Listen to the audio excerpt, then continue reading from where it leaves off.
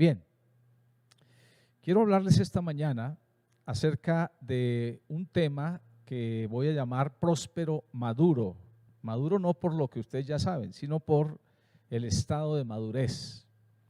Pero nos llamamos bendición abundante y el perfil de uno de nuestros creyentes es que es próspero bendición. Pero hoy quiero hablarles de próspero, de una persona próspera pero madura. Es decir, ¿qué es madurez? Madurez es un estado óptimo de una fruta, digamos así, es madura, estado óptimo. Antes de ser maduro es verde y pasado de maduro es podrido, se cae y se pudre. Pero maduro es óptimo, ¿sabe? Me he dado cuenta que las frutas cuando están en su estado de madurez, en el punto exacto, son más deliciosas. Cuando uno come una fruta que está un poco verde no sabe igual, pero cuando la come pasada de maduro no sabe lo mismo. Pero la madurez es un estado óptimo. Así que hoy vamos a hablar acerca de la madurez usando el título o el tema próspero maduro.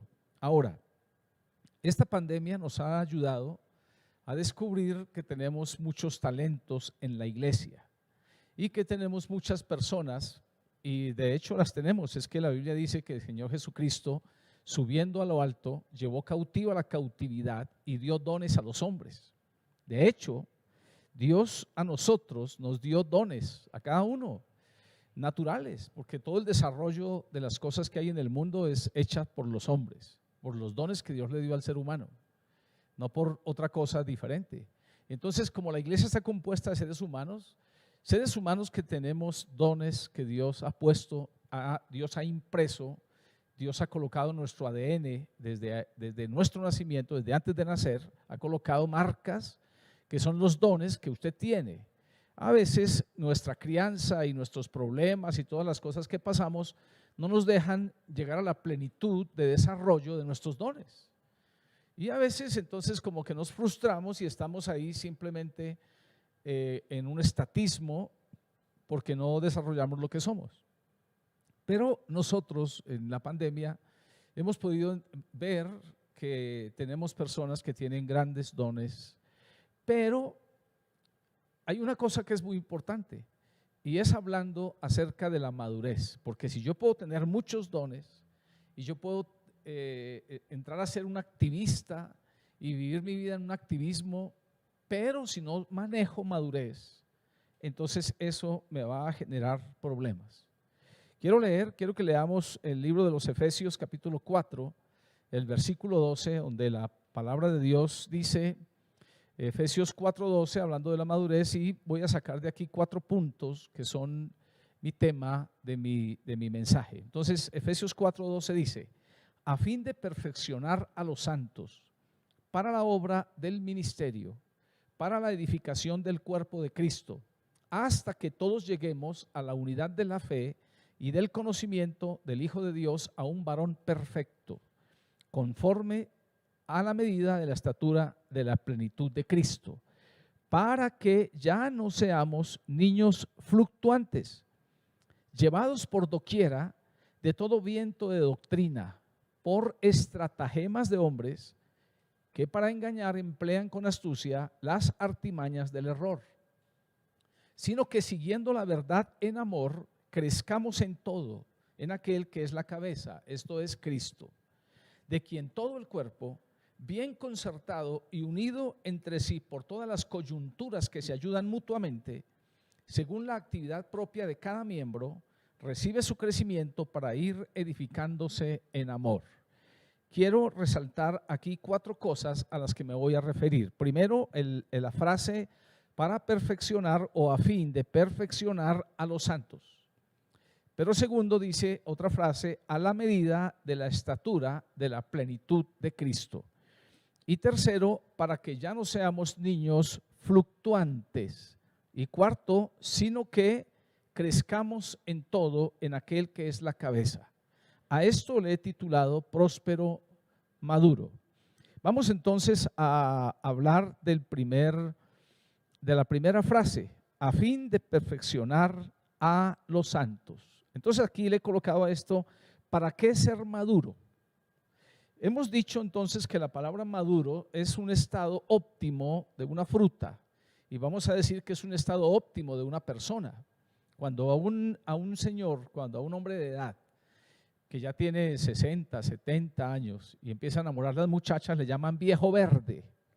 Y estaba tratando de entender por qué le llaman verde. Claro, porque todavía no ha madurado, pero ya tiene 70 años. Entonces está fuera de sí, usted no lo ve normal. Entonces decimos verde, a veces la gente piensa que le dicen verde es por lo enamorado. No, no, no, es por lo inmaduro, por lo decrépito, en ese sentido, y está fuera de sí, porque ya ese no es su orden. Entonces cuando hablamos de para qué ser maduro, estamos diciendo que la palabra maduro aquí en Efesios es como sinónimo de perfección. Mire la frase, a fin de perfeccionar a los santos.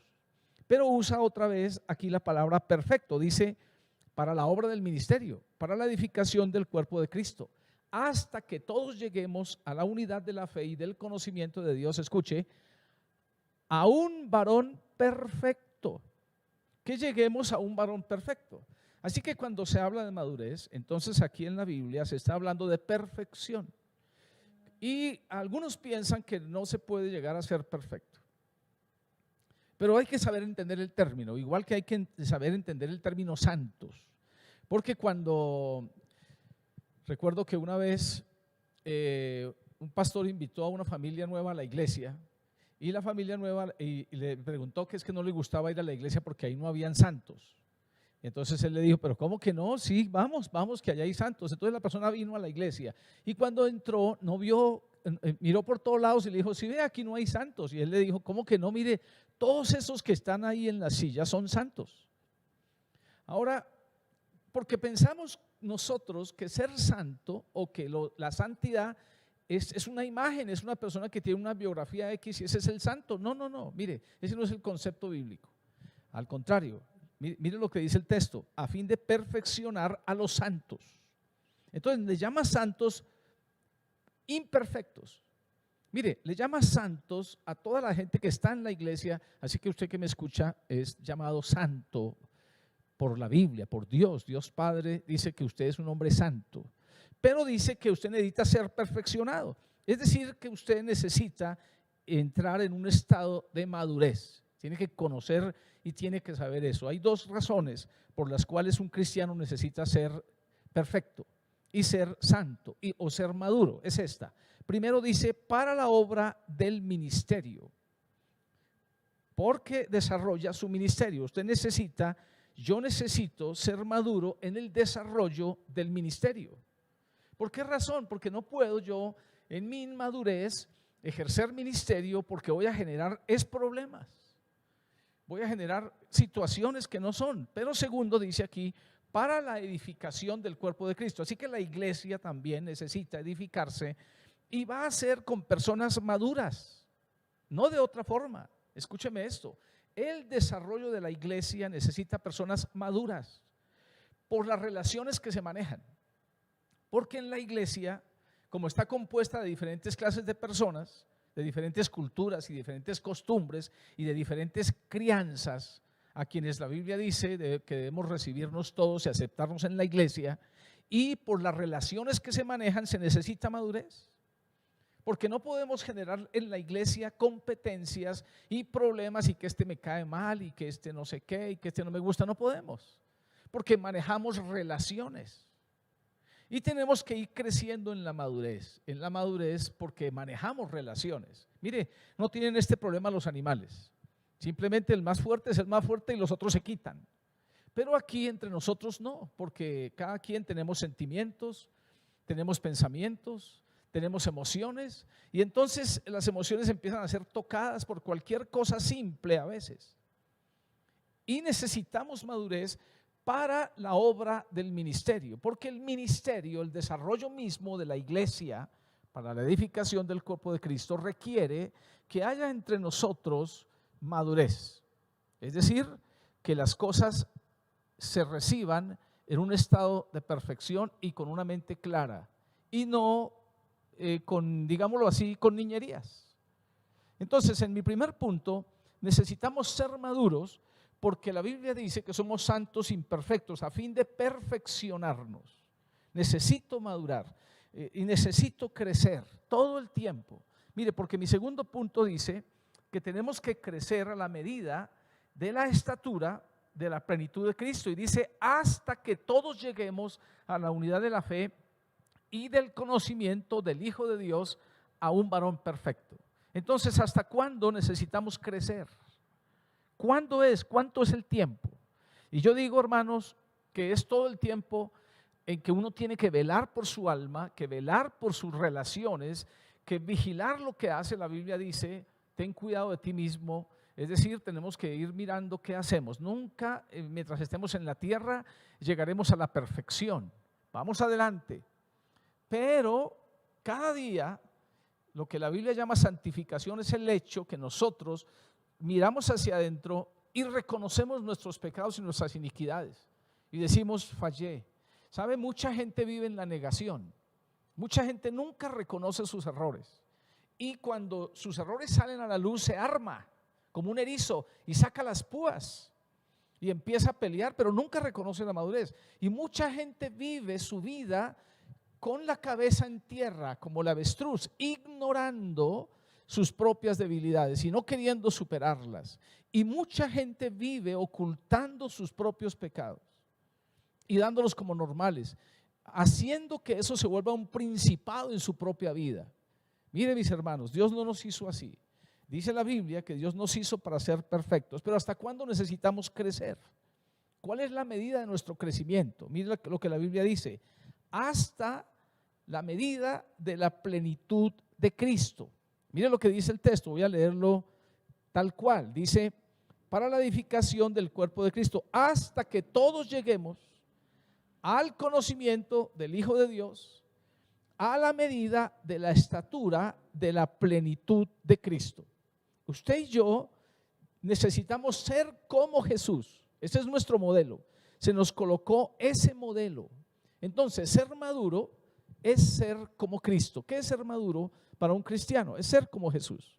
Así que cada día yo, Félix Rodríguez, tengo que esforzarme, investigar acerca de Jesús, y tengo que esforzarme para ser como Él todo el tiempo.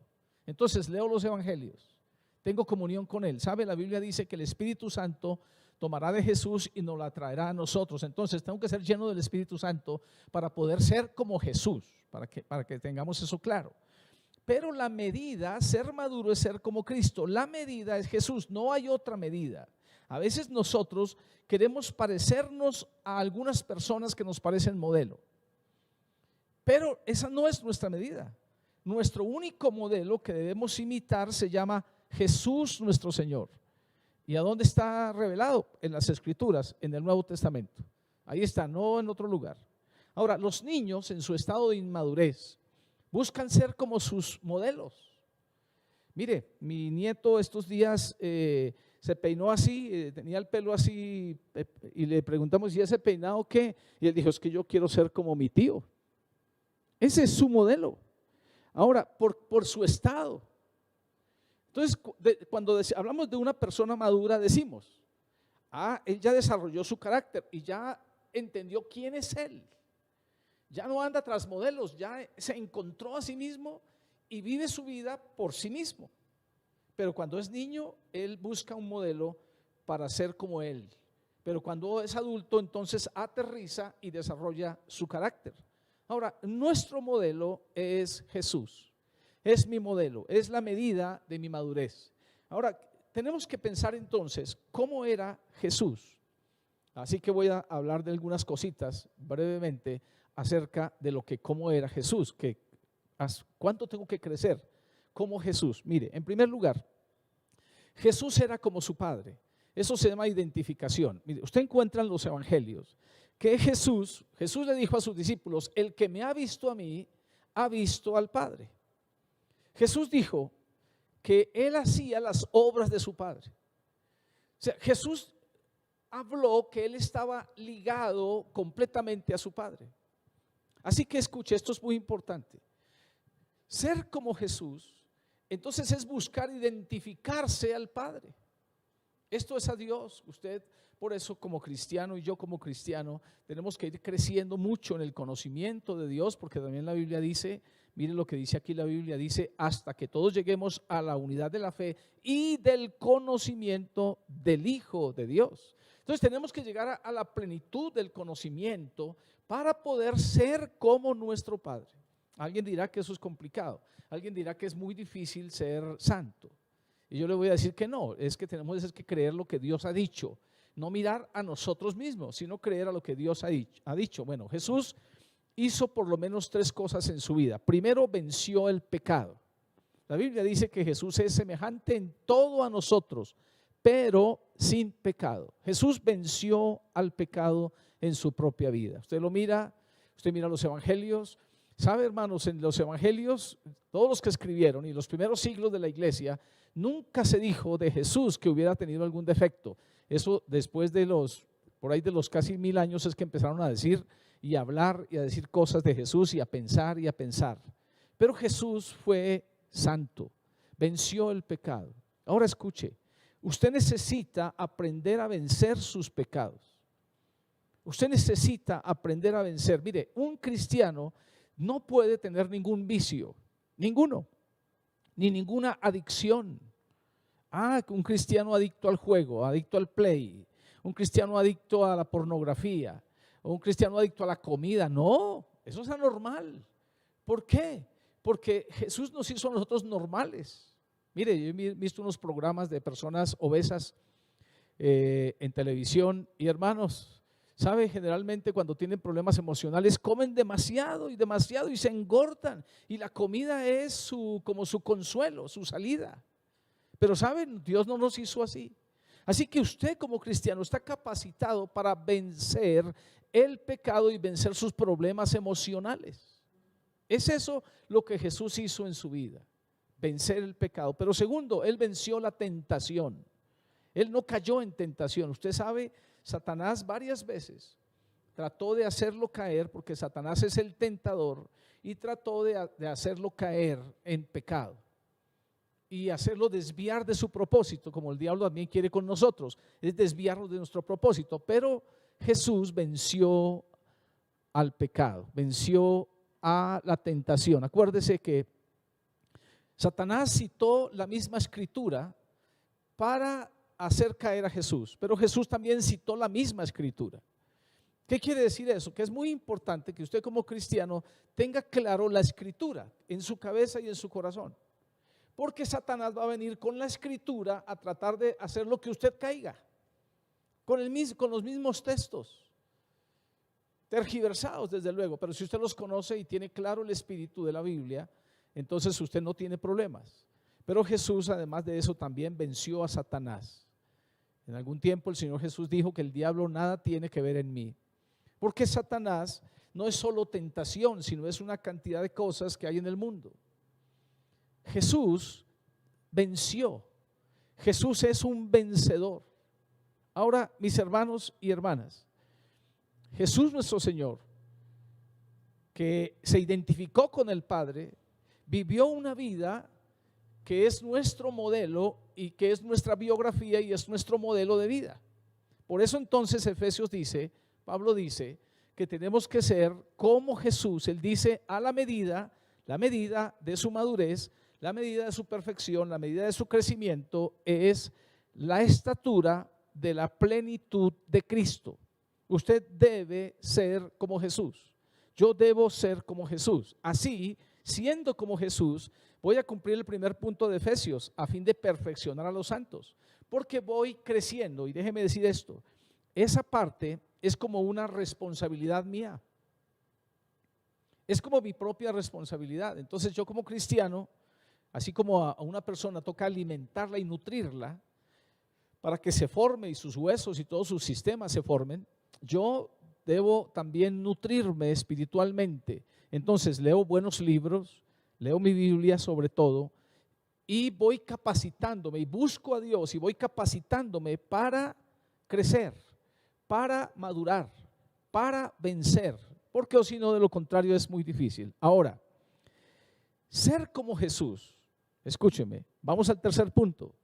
Para no ser niños en Cristo. ¿Para qué ser como Jesús? Para no ser niños en Cristo. Mire lo que dice el texto aquí en Efesios 4. Para que ya no seamos niños fluctuantes. Mire esto. ¿Cuál es la idea de Efesios 4? Que nosotros no seamos niños fluctuantes, niños en Cristo. Aquí se usa la expresión para no ser niños fluctuantes, o sea, así, a medias tintas. Miren, mis hermanos, ¿cómo se define un niño? Y déjenme por lo menos decir 3 cosas de un niño. Primero, un niño aún no ha alcanzado la madurez suficiente para independizarse. Es decir, el niño depende de otros. Usted sabe, cuando uno nace dependiendo de la madre y empieza a vivir su vida. Lo que pasa es que a veces, por la crianza, hay padres que son muy posesivos y sus hijos logran tener tal dominio sobre sus hijos que sus hijos no aprenden a ser independientes. Y entonces son niños babylittros que llaman. O sea, son unos bebés en un empaque de 2,5 litros. O sea, usted ve unos hombres grandototes, pero todavía en estado de inmadurez. Son niños. Entonces un niño aún no ha alcanzado la madurez suficiente para independizarse.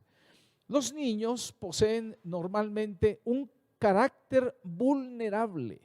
Es decir, su carácter es fluctuante, llevado de acá para allá. Ese es un niño, esa es su característica. Un niño usted puede convencerlo. Usted sabe, le prohíben a los niños que les den dulces, a los niños se les prohíbe recibir comida de extraños. ¿Por qué? Porque con un dulce, con un helado, con comida, los niños voltean el corazón. ¿Por qué? Porque no tienen carácter desarrollado, porque son vulnerables a las cosas. Pero un niño tiene pocos o ningún año de experiencia y se comporta de forma infantil, de manera inmadura. Entonces, un niño definido en el estado normal, un niño es una persona fluctuante, inmadura, vulnerable, es un niño que no ha alcanzado responsabilidades, es una persona que no ha alcanzado responsabilidades. Ahora, esto nos sirve a nosotros para pensar un poquitico en qué es un niño en Cristo, porque fíjese que Efesios dice, para que ya no seamos niños fluctuantes. Así que Dios no quiere que usted sea un niño fluctuante. Ahora, pensemos un poquito en el caso espiritual, ¿qué es un niño en Cristo? Vamos a definir aquí. Entonces, primero, un niño en Cristo es un creyente nuevo, que no ha desarrollado madurez, que vive en la etapa de las emociones e incredulidad. Escuche, voy a volver a leer. Un creyente nuevo es una persona que no ha desarrollado madurez, que vive en la etapa de sus emociones e incredulidad. Entonces, un día una cosa, otro día otra cosa. Es así en la curva, en el mapa, es así. Un día arriba, otro día abajo. Y es gobernado por sus pasiones. Por lo tanto, es un creyente inestable.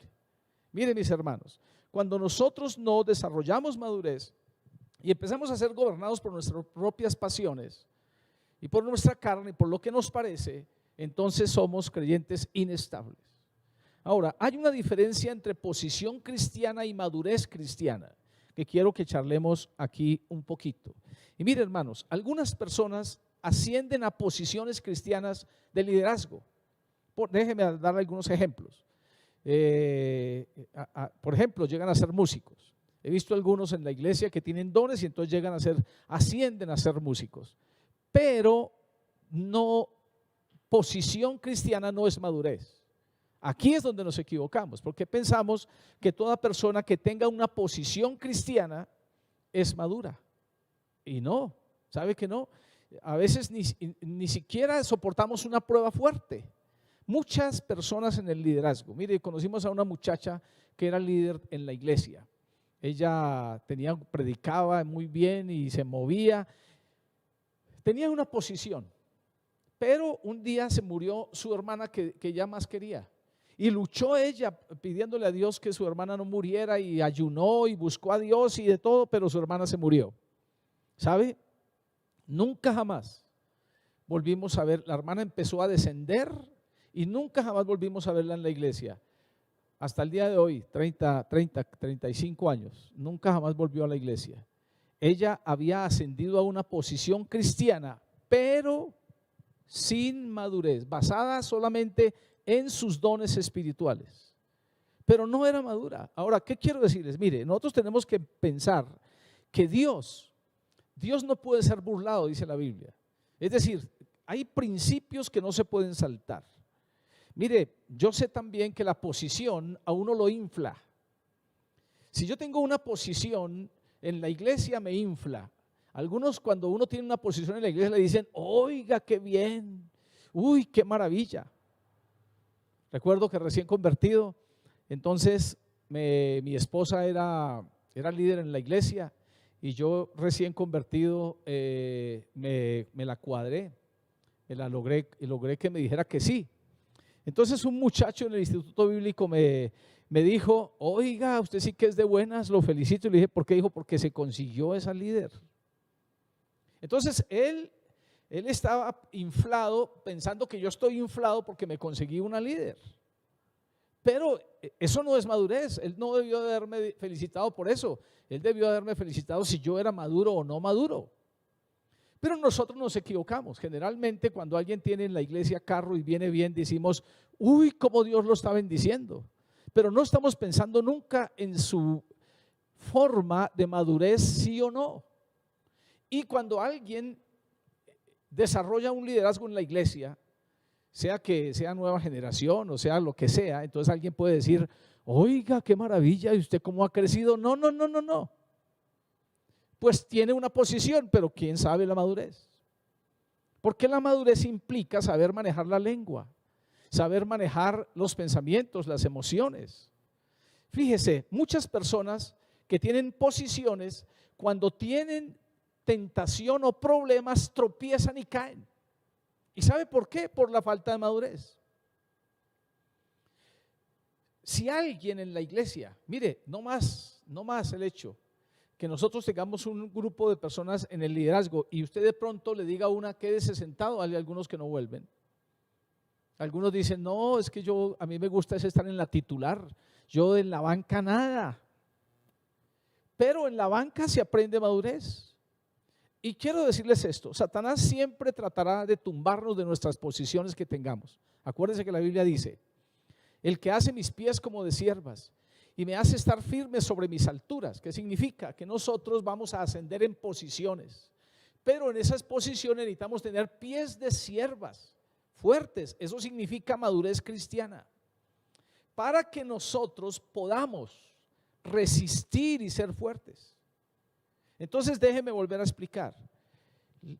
Liderazgo, o mejor, posición cristiana, es muy diferente a madurez espiritual. No la podemos confundir porque a veces la confundimos. La posición me infla, me hace orgulloso, lo cual atenta contra mi madurez y prueba mi madurez. La posición me infla, pero la madurez me sostiene todo el tiempo.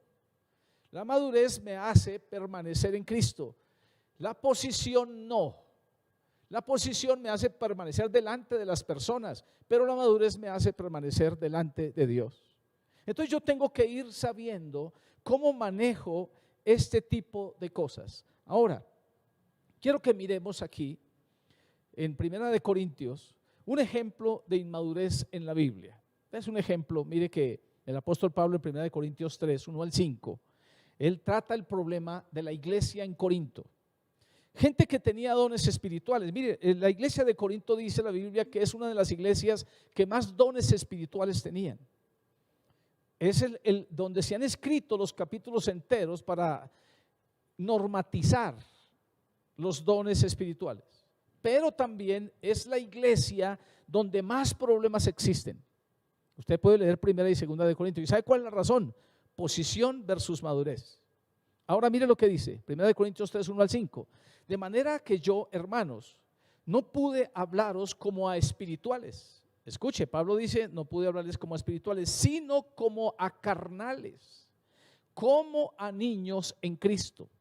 Os di a beber leche y no vianda, porque aún no sois capaces, porque aún no erais capaces ni sois capaces todavía, porque aún sois carnales. Pues habiendo entre vosotros celos, contiendas y disensiones, no sois carnales y andáis como hombres.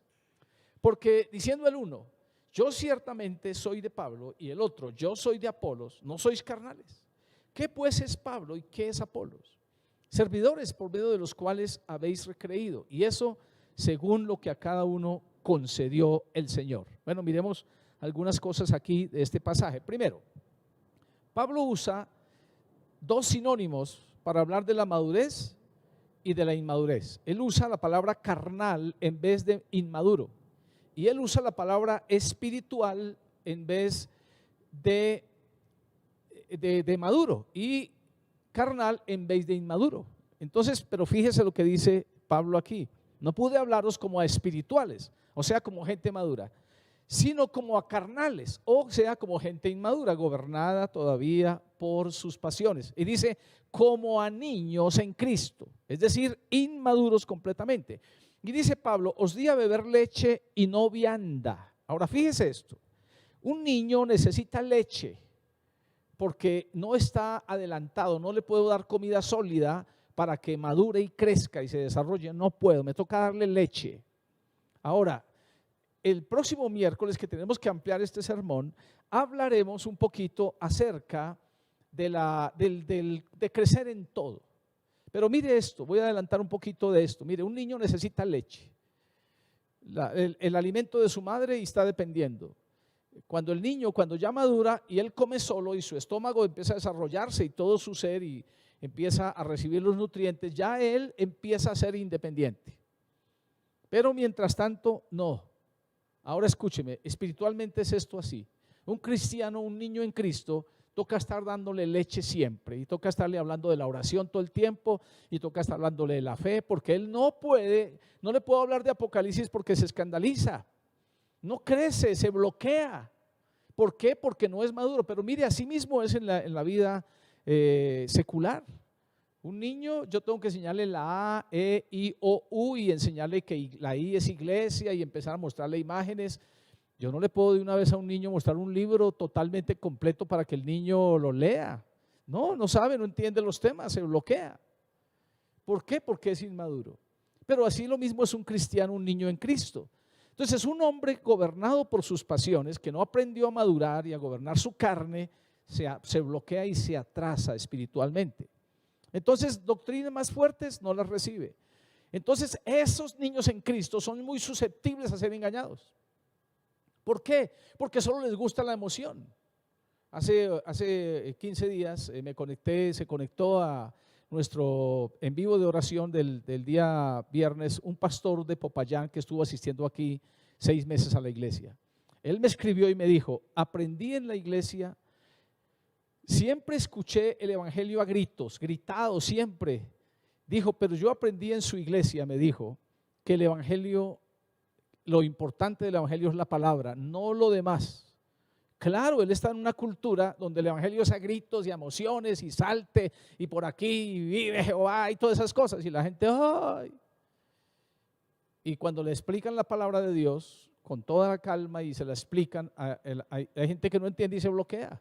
Por eso hay iglesias para todo.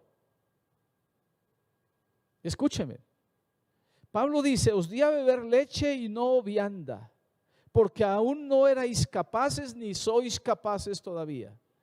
Entonces tenemos que entender que la inmadurez, la carnalidad nos bloquea. Pero mire otra cosa que dice Pablo. Pablo dice: pues habiendo entre vosotros celos, contiendas y disensiones, no sois carnales y andáis como hombres. Mire lo que dice Pablo. Los problemas en la iglesia revelan una falta de madurez. Los problemas en un grupo, en un group team, alguien se pone bravo porque usted no lo puso a recoger la ofrenda o por algo, eso revela madurez. Eso revela problemas.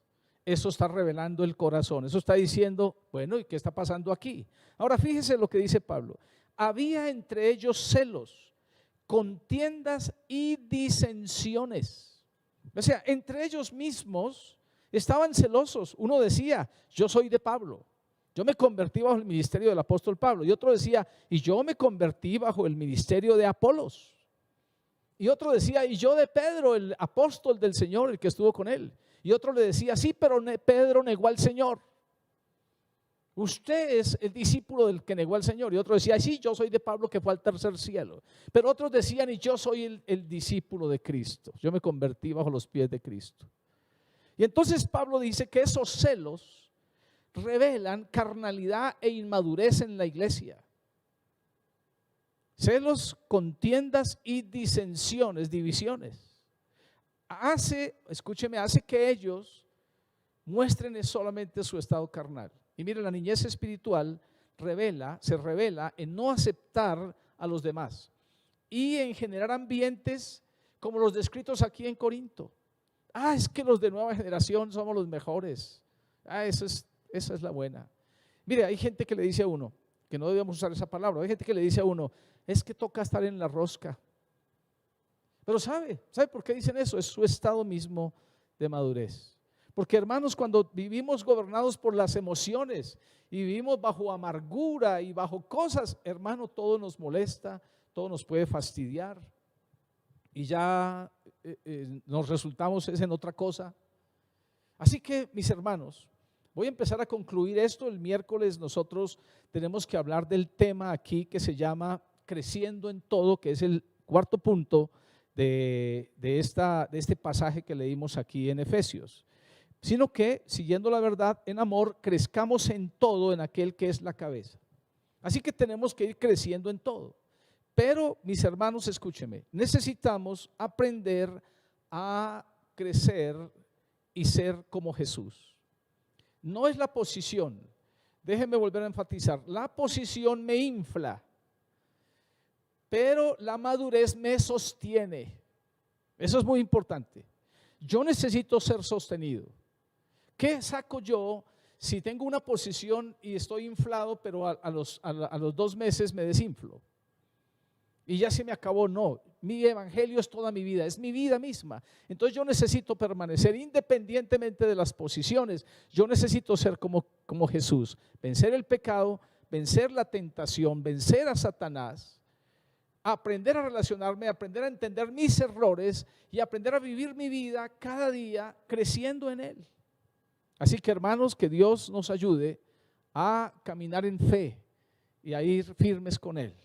Vamos a orar. Padre Celestial, gracias por tu misericordia. Y Señor, tú has dicho que Jesús es nuestra medida. Enséñame, Padre, a ser como Jesús. Y enséñanos a todos, entendiendo, Señor, que no es la posición, que es mi relación contigo. No es mi posición, es mi relación y es mi permanencia. Señor, gracias en el nombre de Jesús por esta mañana y gracias por la iglesia, y quiero bendecir la iglesia en el nombre de Jesús. Amén. Amén.